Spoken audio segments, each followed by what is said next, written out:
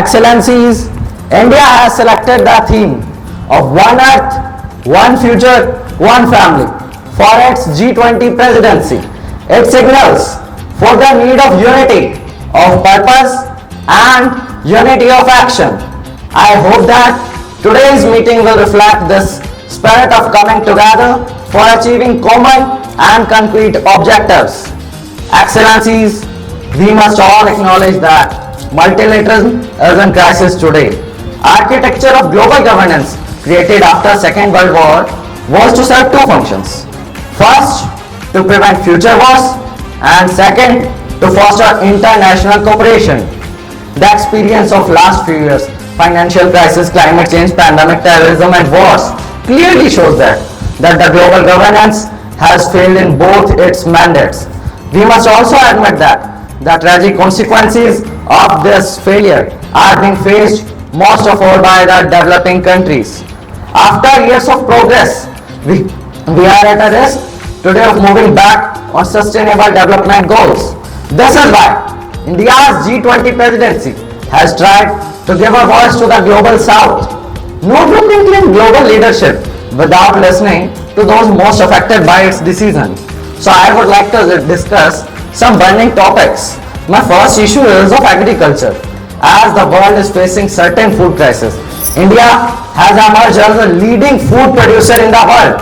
It is not only feeding its population, but is also providing food to other countries in times of needs. India is currently largest exporter of cotton in the world and is largest producer of potato, ginger, onion, banana, coconut, mango, spices and what not. India provided 50,000 metric tons of wheat to Afghanistan and 10,000 metric tons of the same to Myanmar in times of need, and we will continue to serve for humanity forever. The next major concern of today's time is Russia-Ukraine war. As the war has completed a whole year, tensions are still going on, producing drastic impacts worldwide. As the war profits none and causes only destruction, so it is necessary to end it soon. We, as India, have taken a neutral stand in the war and showing a balanced approach, as taking part in the war means prolonging the war and disturbing world peace. So, from this stage, India is asking your collaboration. India is asking for your collaboration to join hands to take the necessary steps to stop the war for the sake of humanity. The next concern is over terrorism.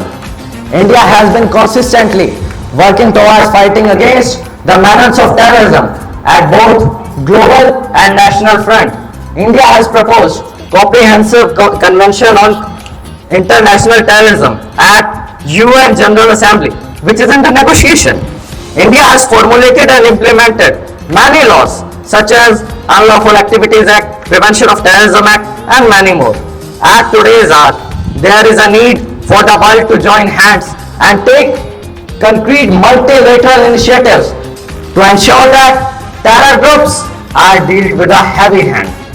Excellencies, now I would like to shift towards the topic of climate change.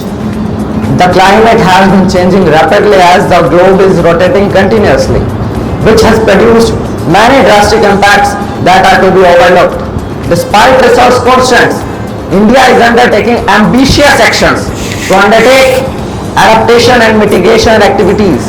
It has allocated about $200 million for National Adaptation Fund, setting up of ultra mega solar projects, ultra modern supercritical coal-based thermal power technology, and development of solar parks over canals. More initiatives are laid and is awaiting the world to join it. Now I would also like to appreciate many of the other countries for their growing support towards making the world even more beautiful place to live in. I would like to thank United States of America for being the largest funder of World Health Organization, an organization that helps for humanity. I would like to thank United Kingdom for its contribution towards the field of science and technology, Russia for radio receivers, televisions, artificial satellites, which have made human life easy, Brazil for holding the largest forest of the world, the Amazon forest, which are also known as the lungs of Earth. which provide 20% of world oxygen. Argentina for being a leading food producer. Japan for giving a significant donor of funds to many organizations.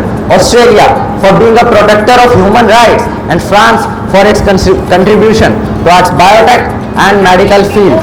Excellencies, the world is looking upon G20 to the ease of challenges of growth, development, economic resilience, disaster resilience, financial stability, transnational crime, corruption, terrorism, and food and energy security. In all these areas, G20 has capacity to build consciousness and deliver concrete results. We should not allow issues that we cannot resolve together to come in the way that we can, as we are currently meeting in the land of Gandhi and Buddha. I pray that you will draw inspiration from India's civilizational ethos to focus not on what divides us, but on what unites us. I thank and wish all the best for a productive future and a productive meeting. Thank you. नमस्कार. सभी राष्ट्रीय अध्यक्षों से मैं एक और निवेदन करना चाहूँगा, जो आज सितंबर 2023 में हम इस G20 की बैठक में बैठे हैं, ऐसी ही बैठक भिवानी पब्लिक स्कूल ने इसी वर्ष मई में ही कर दिखाई थी। इसी बैठक के तहत सभी राज्य अध्यक्षों का रोल उन्हीं के स्कूल के बच्चों को मिला, जिन्होंने अपनी प्रतिभा का प्रदर्शन करते हुए बहुत ही अच्छे तरीके से एक रोल मॉडल की तरह कार्य किया। अब मैं सभी राज्य अध्यक्षों से निवेदन करूंगा कि अगर आप भी कभी भिवानी जाएं तो भिवानी पब्लिक स्कूल जरूर देखिएगा। वहां का excellent management, world class infrastructure और टीचिंग स्टाफ देख के आप अति प्रसन्न होंगे। धन्यवाद।